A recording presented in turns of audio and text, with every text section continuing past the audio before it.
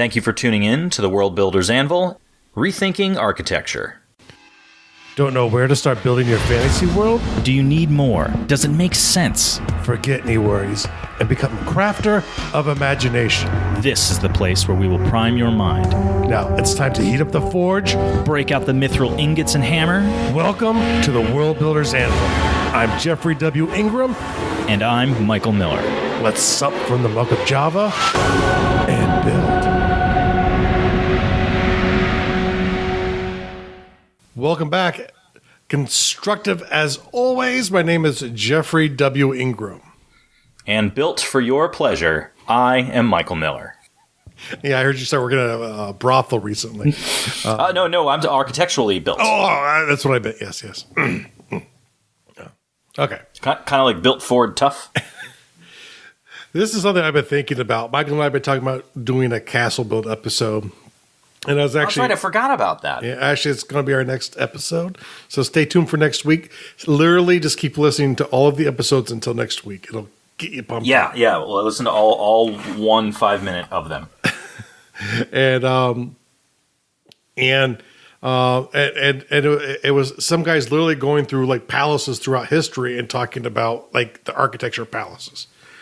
And so it got me thinking, and what I used to think about architecture was sort of, I would look at the resources available in the region and sort of what are the needs of the culture and what are the realm needs, or the city or whatever, does it need something to do X, Y, or Z? And if the culture cares about it and they have the resources, I would do it. But there were a couple ideas I got in watching hours of actual college lecturing on great courses. And that is, there's a couple other things that have a huge impact. One is the needs of the individual ruler at the time something's built. As he was saying, most rulers who build palaces do it because typically when the reign starts, they are in an insecure position. And also, too, I'm not sure I understand it. Why are they insecure about reigning? So like maybe they took over violently or in a coup. What does that have to do with the realm is unstable because building a palace, building big monumental structures shows that you are the one that controls the resources in that area. What does that have to do with the weather? It has nothing to do with the weather. But you're talking about rain. Like their individual rain. So like each raindrop? I should have gone over the vocabulary with Michael for this episode. I apologize. Oh, you mean rain, like reign of terror. Oh, yeah. I see. Well, whether or not they're a good ruler, but if you're insecure in your rulership, the best way to prove it is to build something big. And palaces are typically... Oh, the best way to prove you're insecure? Well, that you're in charge, that you control the resources of the area, is to put those resources to your use. But in that, too, is this idea that when you're really wealthy in most cultures and civilizations, you display your wealth, and it will start to leak down into the other classes. They'll try and mimic it, or if they can afford bits and pieces of it, they will. So it's this idea of what are the luxury resources, what are not available that you want to show off. Like in Mesopotamia, they would always go to Egypt for gold. They always wanted gold from Egypt because Egypt had gold. They all wanted it, so they would like make doors out of gold. They would make rooms and palaces, layered in gold because it was so rare in their country. And so the idea is, especially, when it comes to it, it's really important to think what is needed for the ruler. And it might not just be the insecurity in the reign, but it could be any myriad of needs. So it got me thinking a little bit more. Like I kind of broke it down. There are 3 types of architecture, and that's it. Just 3. Just 3. And this isn't like styles. There are many styles, but certain types of things. There are public works, which are anything the government is providing, whether or not the population wants it. Sort of like a prison, it would be a public work that the population might not want. Well, and then again, they might if it's a very. It depends on if it's a reign of terror or not. I guess. Well, no, but if let's say for sake of argument, it's a port city where you get a lot of riffraff coming in and out of the city that that might be preying upon the local public, then maybe a prison would be welcomed. Well, yeah, most definitely. The way I think about it is it depends on who gets put in there. It's a good idea if I don't know anyone who got put in there. We're building a massive torture building. Me or someone else I went into in there. We've built a massive torture building for all of you to partake in. Some have been built. All of you may enjoy the splendor of the king's effort to build this torture building. Yes.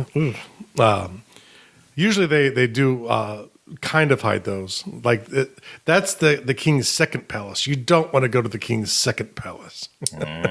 Well, but then there's like Vlad Tepes, who definitely didn't hide it. It was on Front Street the whole way. Oh no, I mean a lot of governmental bodies throughout the ages have been very bloody. I mean, it was said the Assyrians would come to your city with their armies and would ask you to surrender. If you surrendered, they would take tribute and tell you when and where to deliver the next tribute, and they would move on to the next city. If you resisted, they would slay all the men, chop their heads off, stack them into a pyramid outside of the gate, raise the city, take the women and children back to Assyria. So that's probably the worst case scenario of what would happen. But they would sometimes displace the entire population of cities or cities in a region. So I mean, there are lots of ways to do things, but oftentimes, especially when you go further back into history, the more bloody they were, and it was meant to be a display. So the next person, the goat herder who would come past the city to sell their goods, and the market would realize, oh, the Assyrians were here and they resisted. I won't do that. So public works is the first one. What's the second? Private works. And it's probably not really even an official term, but it's just the idea. It's the structures people make for themselves. Typically abodes, but depending on the culture, maybe places like in markets might be constructed by the town, or they might be constructed by the actual people who use them. So it's the things individuals make for themselves that they need. And then religious, which sometimes is a public work. I was about to say, yeah. But not necessarily always. Or usually semi, especially in more ancient cultures, like at least it might be its own class stratus that does build their own stuff. And sometimes the kings might be involved in it, but a lot of times they would rake in so much money they could build their own temples.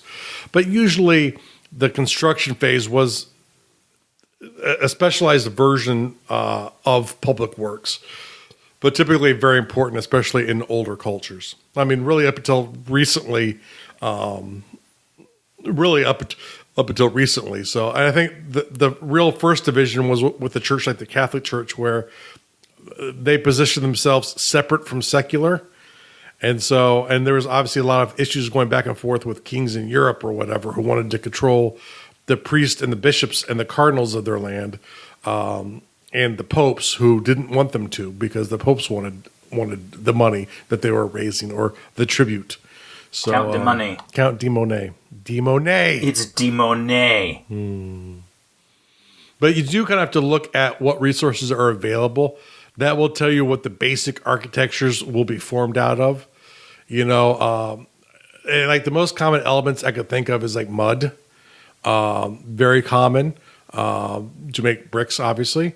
Plaster. There's a lot of facade building. I mean, even, we think of like Rome and Greece with all of we typically think of like giant marble slabs of stuff. But a lot of times what they would do is they would have a marble facade, and then they would, between the two marble facades, they'd fill it in with essentially filler.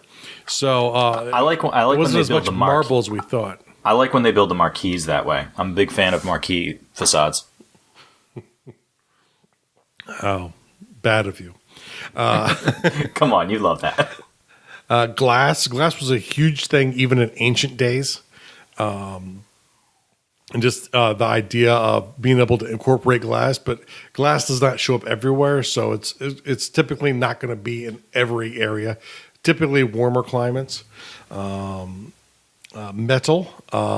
I've never seen up until recently, a lot of heavy metals used but if you're doing something more recent, metals will be heavily involved. And, but maybe, with your world the way you've come up with it, maybe a culture does use metal just because of its abundance. Stone.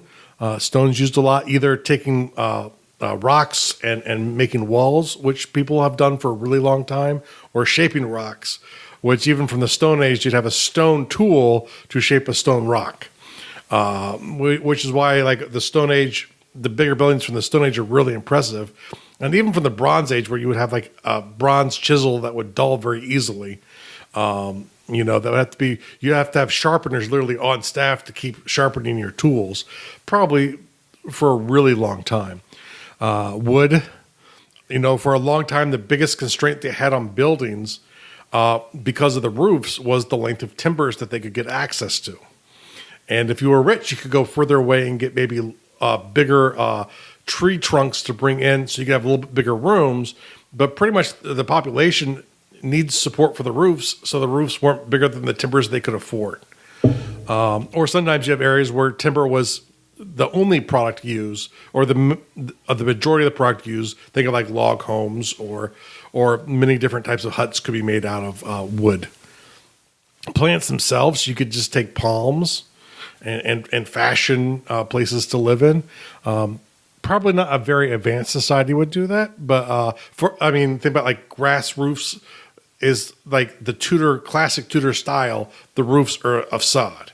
And a lot of different types of homes in Britain would also use that. Where you go to like, most tropical places, you will see a lot of like palm trees used.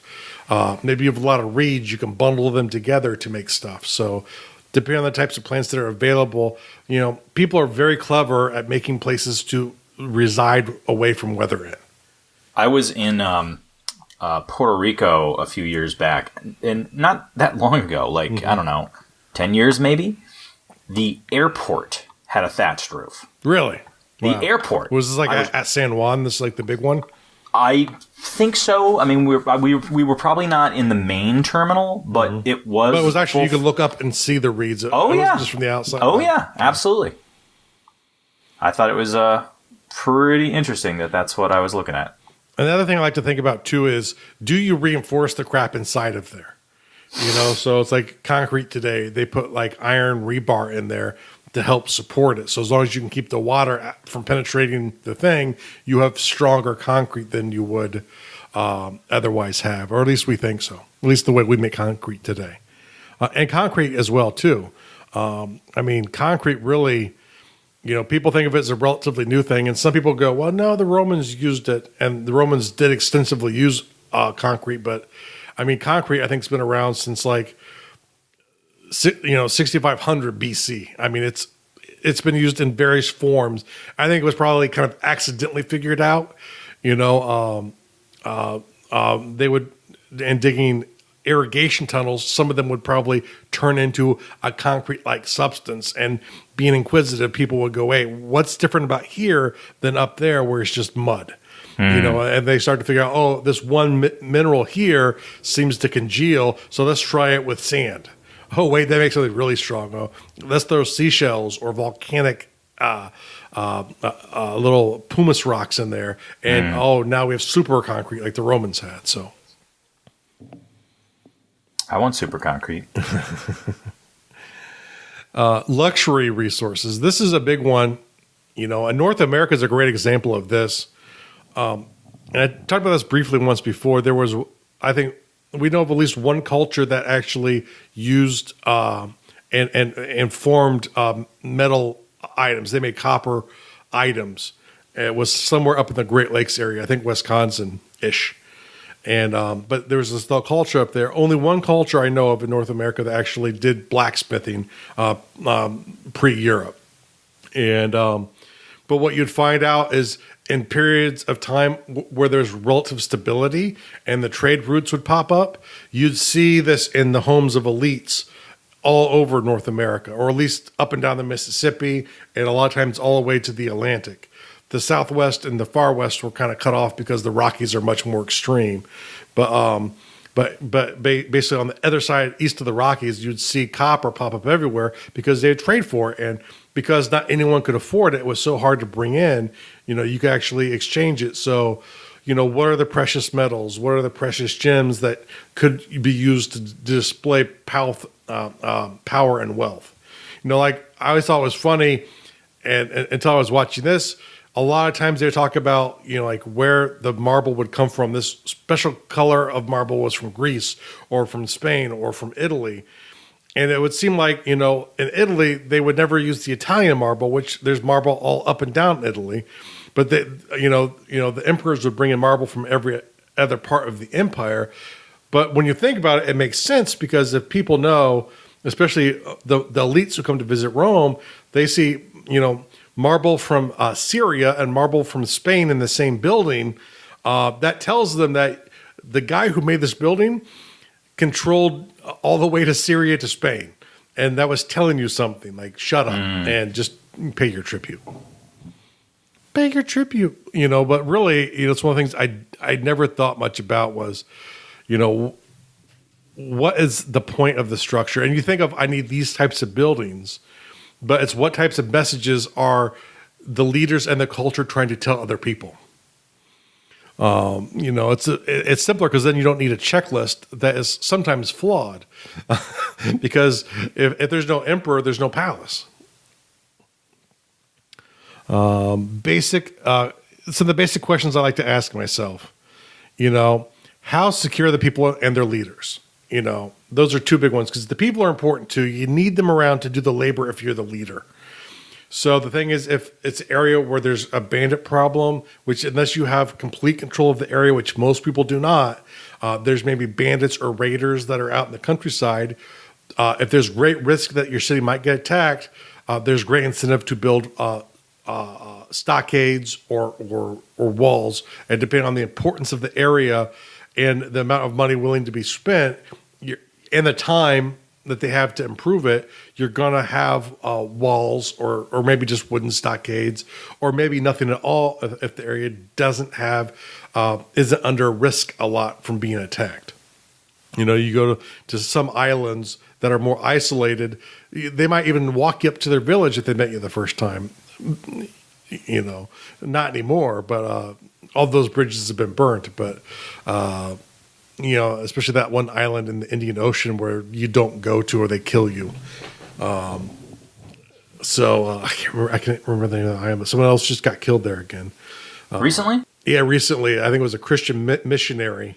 They arrested the fisherman who took him over there because, and now they're trying to recover the body. Yeah. There's a place where they eat you on the beach. I don't know if they eat you on the beach, but they'll make displays of bodies on the beach typically. This guy's body has disappeared, I guess, so it's making it more difficult. But yeah, they'll attack helicopters that start getting too close, boats that get too close. They're just very defensive. And if you look at the history of people going to less technological areas, it makes sense. They're pretty wise in their skepticism. But to scare the leaders too. It's like when the Normans took over England, the first thing they did was they built castles everywhere to prove the point that they were in charge. So you'd see this completely different kind of stone castle popping up everywhere, but that was because it was the Normans who were now in charge. They wanted you to know, when you take over Wales, you ring it in castles so that they know Wales is now part of England. And people typically think of them as a defensive structure, but they were as much a message to the local population, saying that, oh, we're safe up here in this castle. If you act up, we can write some troops out to your village and just kill everyone. That's our move. That's our move. So you can be a problem or just give us what we want and we'll stay in our castle and go off to France and start a war. Also our move. Yeah. What directions are important? Especially in cultures that are... Ooh, west. West is important. It could be west. It depends on the culture, right? A lot of cultures at least the northern hemisphere are obsessed with north. One, there's the North Star, which relatively goes north. So if they pay attention to the heavens, that would naturally become a point they would connect with, which is why I think it's so common. But a lot of times, people will orientate it so like during the spring solstice, the sun will come up and shine on a what do you call that? An altar, in a room on that one day a year. And so there has to be a lot of thought in the way the house is laid out to ensure that happens. Because I'm sure if it's off by half a foot, the architect does not get any more jobs. Hey, it's half lit. We have to cut the hole in the ceiling on that one day. In Crete, they would actually build. They think they were trying to build like columns in really small rooms, but they think they were like to represent caves. So like they were man-made caves inside of this room, because all of the older religious stuff was out in the countryside. When you started to have kings pop up, they wanted the control at their seat of power. So they created artificial caves inside of their palaces where the same ceremonies could be done, but now you're relying on the king to do your rituals instead of going out to the magic cave on the magic mountain. And really that's the way all of this stuff works. It's like, what is the, and we talk about this for so many other things. I kind of was shocked. I never thought about this before in architecture, but for me, it was like, okay, I'm going to need some taverns, going to need some bakeries and some, forts and some things like this. And it would become a checklist, but really it wasn't organic because it wasn't based off of the needs of the people or the ruler. It was kind of what I thought they needed based off of my knowledge of today and things that I've looked at in the past. But beyond the security and the direction, it's also how are people buried? Sometimes that becomes the foundation of a home. Or due to space, it might constrict where they have to build.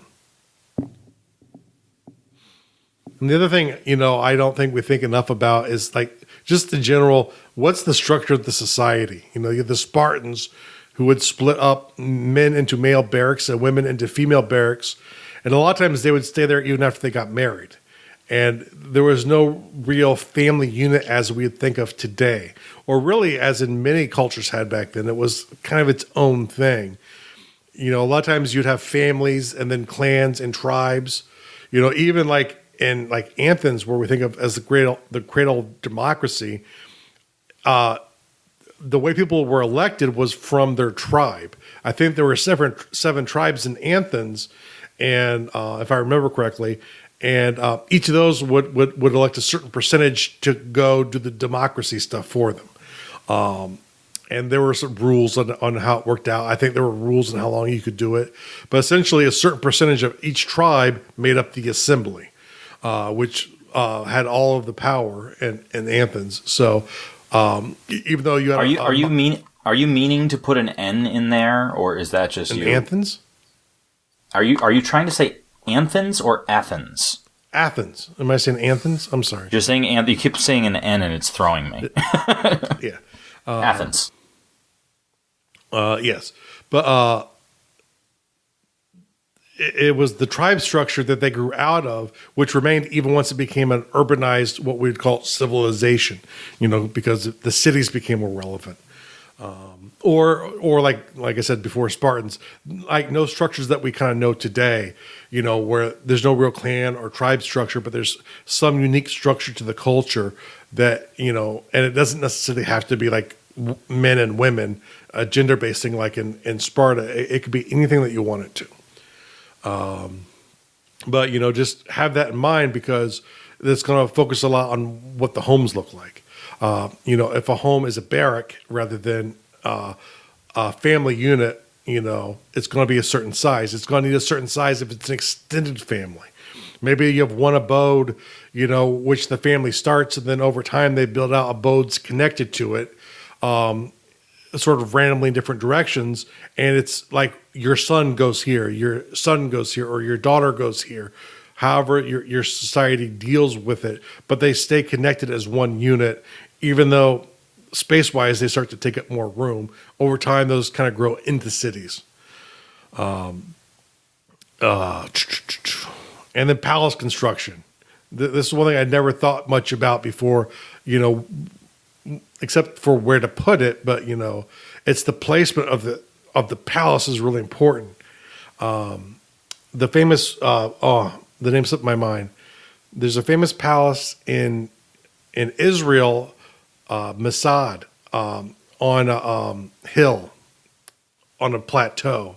And it was like one of the most famous rebellions against Rome, which was, I think, a miniseries on TV when I was a kid, or maybe it was called Masada. But Herod the Great built a giant palace up there, or we call it a palace, but it's like multiple palaces, really. There's I think a couple of different palace complexes. There's a giant gardens, a swimming pool in the middle of a freaking desert. But once again, impressive. But once again, who controlled the water? It was Herod. He had Roman baths. He had not Greek baths. There's like ceremonial purification baths for Judaism. What's the difference between a Roman bath and a Greek bath? I didn't mean a Greek bath. There's a Jewish type of bath of purification, and it needed a specific thing. So, and those were kind of like almost like little swimming pools. It looked like from the pictures I saw. But he had those in there to show his devotion to Judaism, being the king of the Jews. He kind of needed to prove that. But he had the Roman style baths because they were like super high tech at the time. They had warm floors, heated water. They were an amazing feat of architecture, and he had a couple of those throughout his palace. But all of the amenities are right here for him. Where he can show off to when people come for state visits. Or he could make a show if he went to Jerusalem or something like that. But the placement of the palace, like the most important homes were on the north face, and and part of that was they could take advantage of this natural plateau, and when people came up, they could see like this giant palace down the side of the hill. Once again, showing off the wealth and ability of Herod. And plus it's on top of this really tough place to attack because it's literally a plateau that isn't very big. The entire thing is surrounded in walls. And essentially the way the Romans took it was they built a giant dirt ramp. And since the rebels didn't have the resources to fight against them, it was a matter of time so that they could get their siege weapons up to get past the wall. They couldn't penetrate. They couldn't penetrate the palace any other way. It was too high up on the hill, and it was literally cliffs on every side. Did they have water issues? No, because the way it was built, there was a huge reserve. I think you'd stay up there for well over a year, and there was probably a natural source or some kind of well water or whatever that came up that was probably constructed to there. I was going to say, like, when a fortification is just impossible to penetrate. But think about too. This is your fallback is to starve them out. This is over several acres, so they had giant gardens, which he did not plant food, which was another thing. It took a lot of water to keep pretty plants in place with no real productive value. But they also had dozens and dozens of storerooms. I think several hundred tons of rooms to store olive oil and grain and wine. Plus the wood you would need to keep the fire stoked so your Roman baths were always the correct temperature.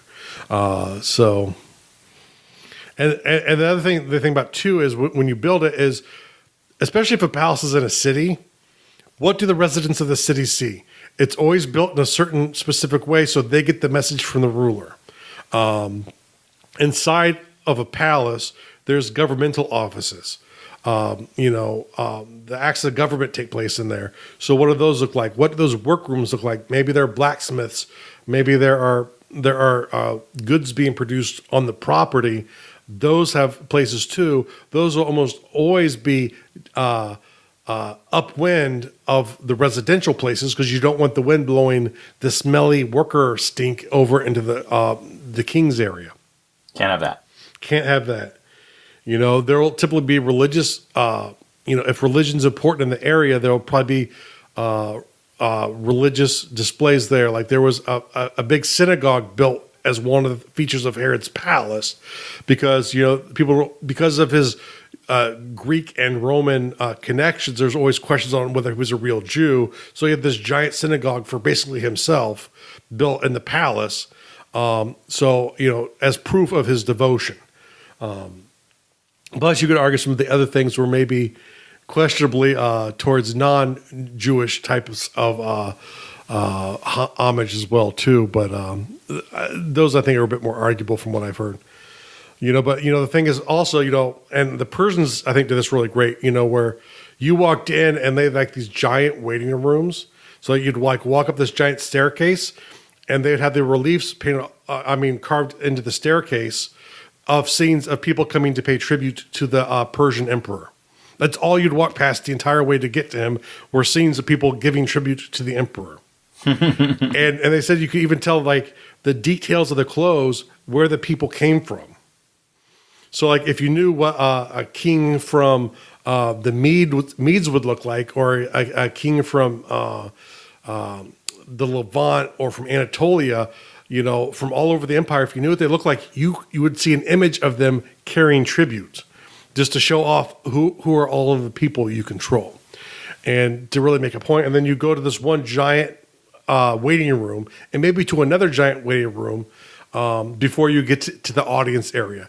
And they have these massive pictures of like deities protecting the king. It was all this image, this entire way you walked, as how powerful the king was and how protected he was, not only by his mortal forces, but by the gods themselves. And especially in ancient societies, there was typically a message that the gods were protecting whoever the current king was.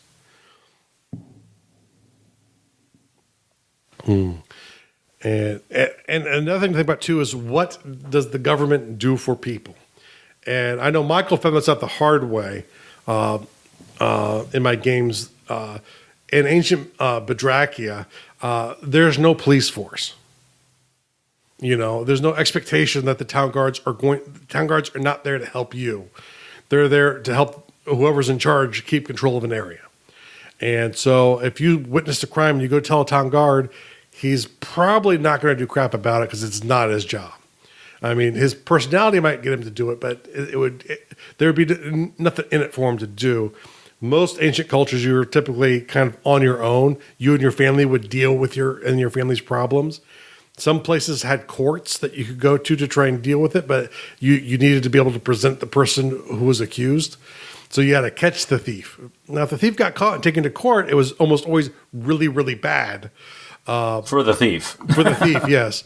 But you don't want, but you had to do the arrest. The citizen's arrest was the only arrest in many cases. Are there public schools? What does the government do? Do they provide libraries? Do they provide open spaces in cities? What do they do? Because whatever they do, whoever the ruler is, when that thing is built, will show off the magnificence of that ruler. Probably about the only exception would be like sewers. I don't really know much about sewers, but I doubt there was a relief of the king standing in the sewer. But some of those ancient sewers are monumental, but you just would never see them unless you worked in them.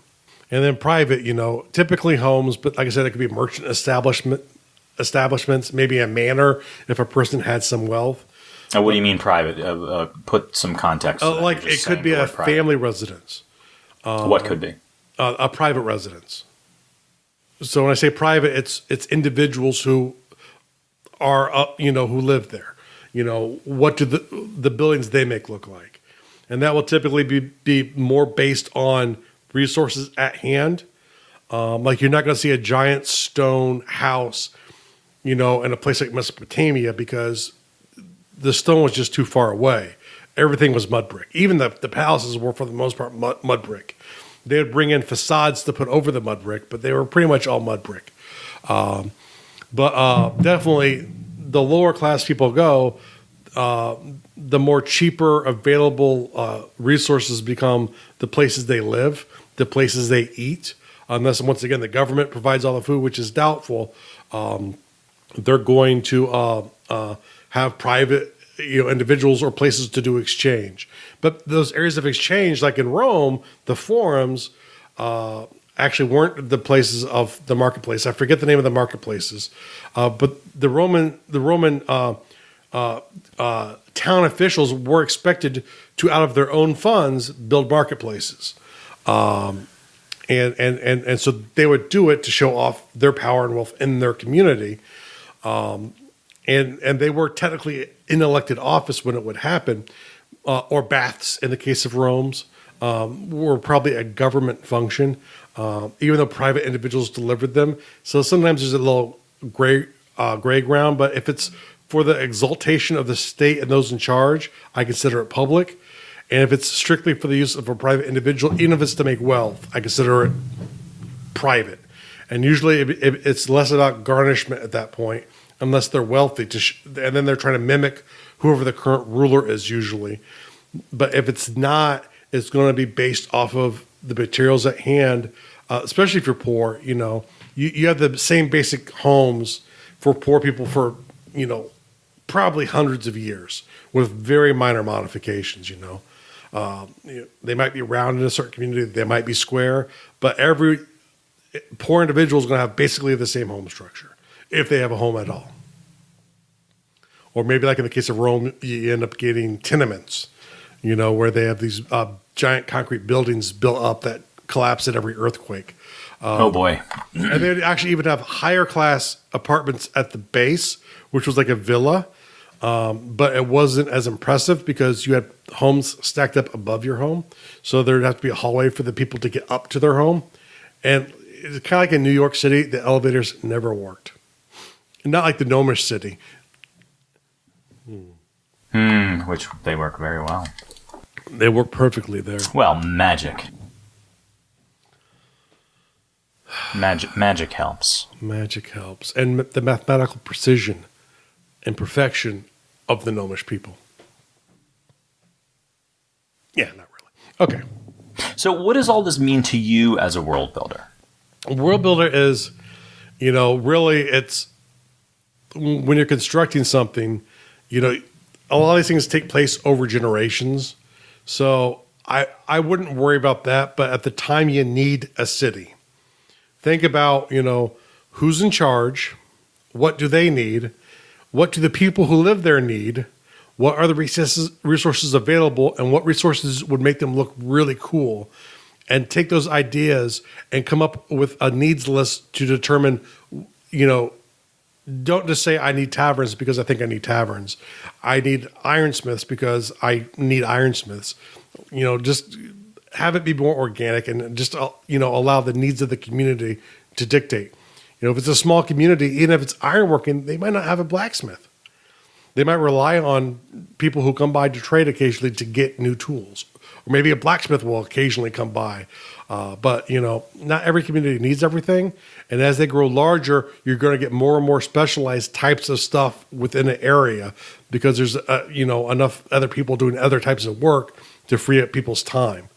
But just, let it go by the needs of the area and realize that the needs of the ruler and the needs of the realm aren't necessarily the same thing, but the ruler is the one who's typically building. I would say they're rarely the same thing. Really, I think part of the problem is we think of realms like states today, like the U.S. or Great Britain or France or these big countries, that have a nationalistic identity. That wasn't so true. It was pretty much, it was called the Roman Empire, and they would all try and go the way back. But even for a long time, the way many cultures did calendars, year one of the reign of King Michael. And then it's a good year. It's a good year the first year I reigned. And of course, then the next year after that would be year one of Emperor Maximilian Jeffery I, because he would have nobody liked him. No one liked him. He reigned not well for 10,000 years in his torture huts, but it is fantasy that you create. It is fantasy I create. But the thing is, it would become year one again, because you base the year off the reign of your leader, and it was an easy way in the realm to know what year it is. Because trust me, the kings will let you know when they're in charge because they need you to know. That's kind of how you get the relationship to where you feel like you need them. But oftentimes, if some guy kind of looked the same replaces the Lord, it didn't mean much to the lives of most peasants. And I even saw like one person, say, if Caligula was as bad as people said he was, did it matter if you didn't live in Rome? And and he was noted to be quite bad. So it probably would have sucked to live in Rome under him, especially if you were a senator. But in reality, the effect on the common peasants throughout the empire, or even most of the nobles who were in far-flung places, it's maybe a letter you get maybe once in your lifetime. As long as you keep your end of the bargain and send those goods back, you probably never have to directly interact with the guy. Okay, so that is it for episode 258. Unless you have any other architectural gems you have to share. I don't have any gems for this one. This is definitely more of a Jeff focused episode. Yeah, definitely more Jeff focused one, which is fine. I like the Jeff focused one when you get a chance to really dig into a topic. I think that we should probably have a couple Michael focused ones soon, and maybe we shall. And the rules will be you have to talk about how great I am for about 40 minutes. I don't think I can go that in seconds. I think you can do that. I believe in you. So what do you want everybody to do this week? Well, I think it's probably going to be, take especially like an old city, one that you built, like, your first town or city you put together, something small. Don't bring out the, monolithic city that you made up, which is not the word I'm looking for. But my brain is 100% on fire. Just take some small town and sit there and go, what does this need? Like, is there a seat of power needed here? Do I have one? But do I have a town hall? But do I need one in an ancient farming village? Do I need a church? Was it really important to the people who lived there? Maybe their shrines were not even maybe most religions didn't go to church. So temples had a specific need. Do I need the structures that are there? And are there things that I might want to add in just from what I know now about the world I've created? All good questions. Be organic with it. This is not one for a checklist. Because remember, architecture is not only a science, it's an art. It is definitely an art. What do we think about the real world task for today? The real world task for today is go out to howtoworldbuild.com/soon. That's SOON, and sign up. There's something mid-January is coming out. It's the next world building project I'm working on. I've been working on this for a long time, and I can't wait to start getting it out there. If you go, there will be special goodies for people who decide to join me in that journey. And if not, the worst thing is you get an email you don't like. I think they'll like the email. I hope so. So until next time, let us know. Go to facebook.com/groups/Undercroft or hit us up on Twitter or wherever. Let us know what we missed in this episode. Thank you so much for listening to the World Builders Anvil. We would love it if you would share the World Builders Anvil with 2 of your friends. And so would they. If they are unfamiliar with podcasts, then you get to introduce them to the wonderful world of podcasting. Take them to Stitcher or iTunes, or best of all, just send them to our website, www.gardul.com. That's GARDUL.com. Now strike while the mithril's hot.